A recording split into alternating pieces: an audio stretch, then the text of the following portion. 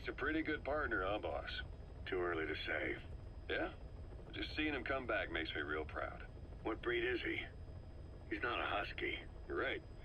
Siberian Husky is a cross between a Spitz-type dog and a wolf. I think Dee Dee might have some wolf blood in him, too. He isn't just smart. He's also shown remarkable judgment. If he doesn't do what you want him to, he's just doing what he thinks is right in the situation. And he's steady under fire. Remember, he's no lapdog. But learn his strengths, and you'll understand each other soon enough. You'll make one hell of a team. Ocelot.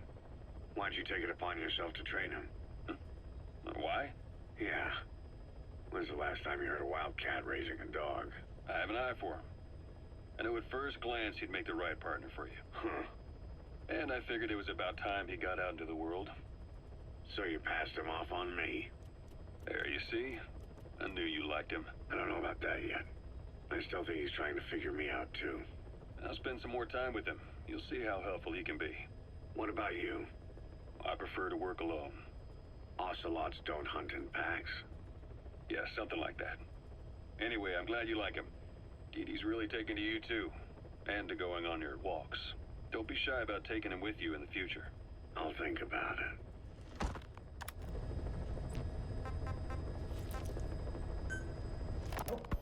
Boss, Dwight still hasn't made any moves. It's got me thinking. What? If you took her on a mission, she might break her silence. You want to let her out? Sure. Make her no different to the others. Everyone you pick up works for themselves, right? But her... I say work with her. See what happens. I wouldn't ask this of anyone but you. On missions, I'll make sure we have someone observing from a distance, and she won't be allowed access to all of the base. As for Miller, well, sometimes it's better to ask forgiveness than permission. The best part is, hiding is her specialty. If no one sees her leave the base, the staff will be none the wiser. And if she gets away? If that happens, you'll have to take care of her. But I have faith in you, boss. I think Quiet sees something in you. It's a big risk. But it's for the good of all of us. And besides, you can't deny her talent. Her unique skills and abilities would give you a hell of an edge out there. I'll think it over. How long are we gonna keep that woman here? You mean Quiet? My personal feelings aside, she's putting everybody on edge. You should hear the stories. I got sick from just standing guard at her cell.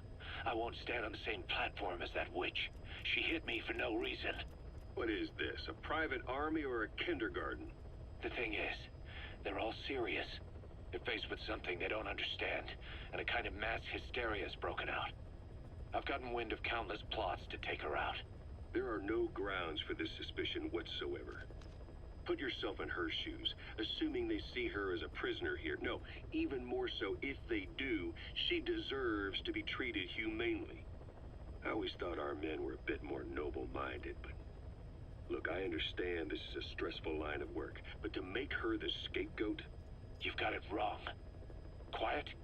She's with Cypher. We have men that lost their buddies to her organization. You could say that about more than just her.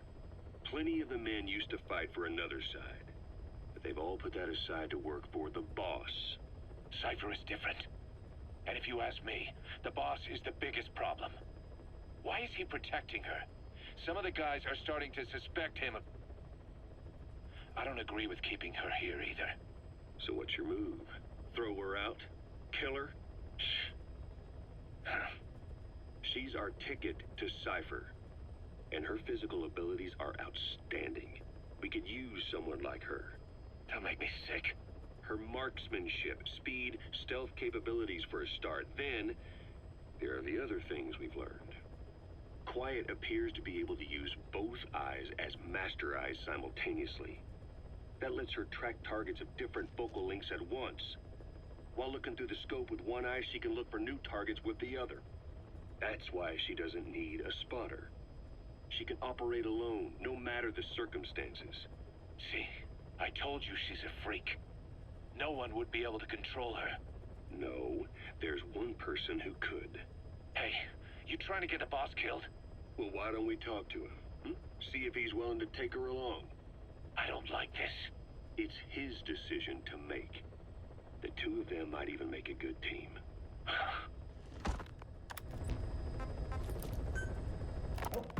You called that thing Sahelanthropus.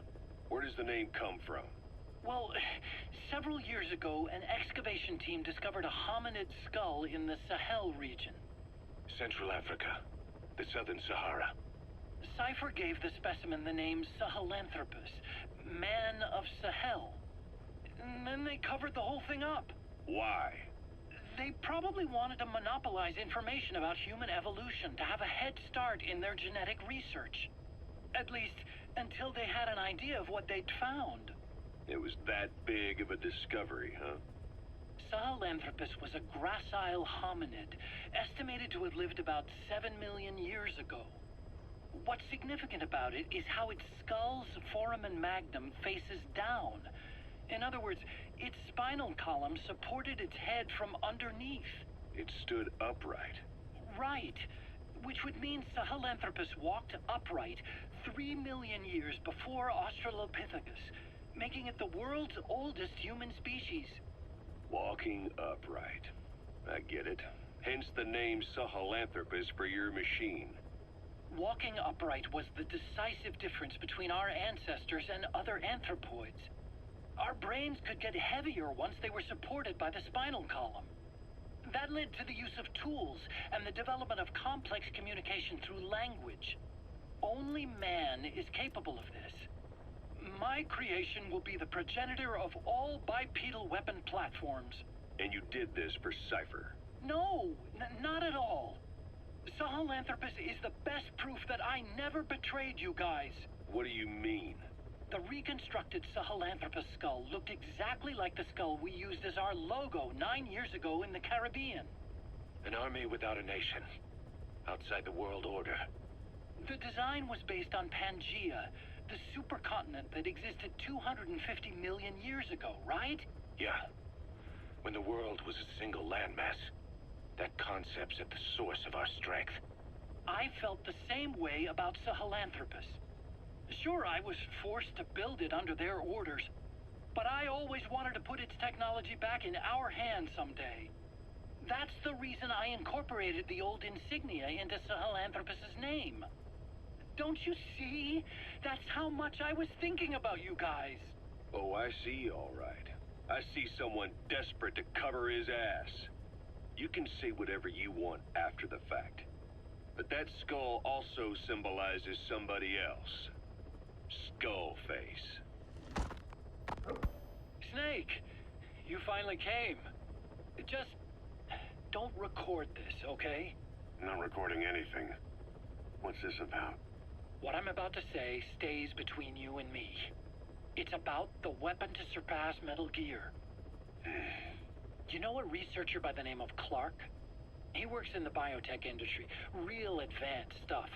His area is bioengineering, but lately he's also gotten into genetic research.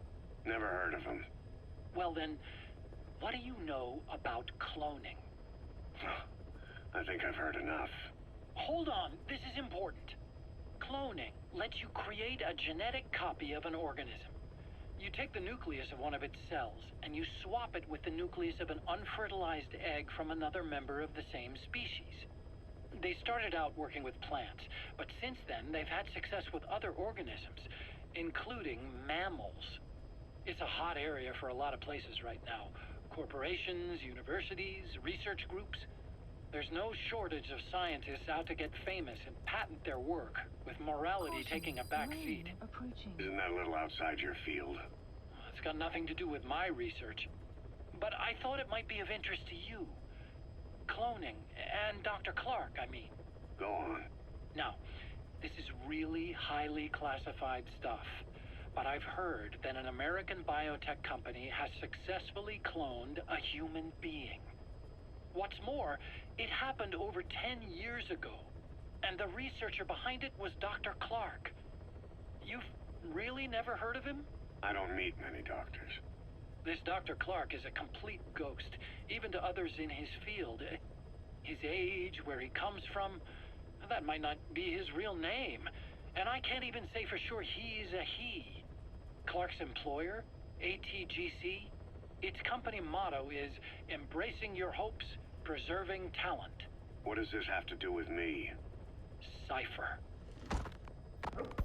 Dr. Clark works for ATGC, and they have connections to DARPA. Cypher couldn't function without the communications network DARPA's built. Meaning, Cypher has to be a part of the Pentagon. Or at least, the two are joined at the hip.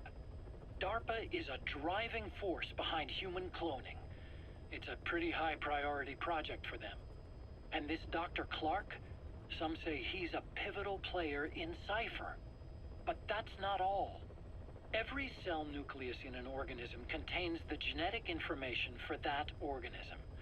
Think of it as a blueprint for life. Clark appears to be working on how to decode this information and rearrange it at will. If you could do that, it would mean being able to custom design human beings for specific purposes. Can you believe that? Suppose for a moment that this is all fact. A man of your talents, if your genetic information died with you, that would be a terrible loss for mankind.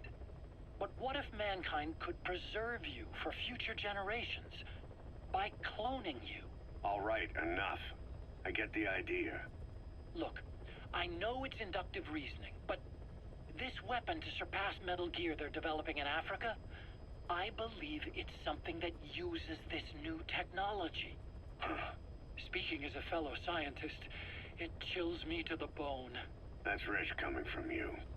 If genes serve as our blueprint, then I wonder if they include an impulse that drives us to tweak the design. Can you imagine that? Genes, encoded with information that wants its children to decode it. Is life itself putting the direction of our next evolution in the hands of scientists? I guess it would take some real arrogance to believe that. And yet, it could be what Cypher's after. I think you're barking up the wrong tree. But that was an interesting story. It'd make a good movie. You have to believe me.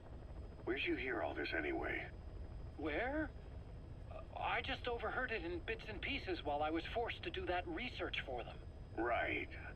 Wait a minute. Look, I want to help you. I want to be of service here. I'm risking my life with this. Is that so? Maybe it's time we brought someone else into the conversation. No, not him. Not Ocelot. You can't do this.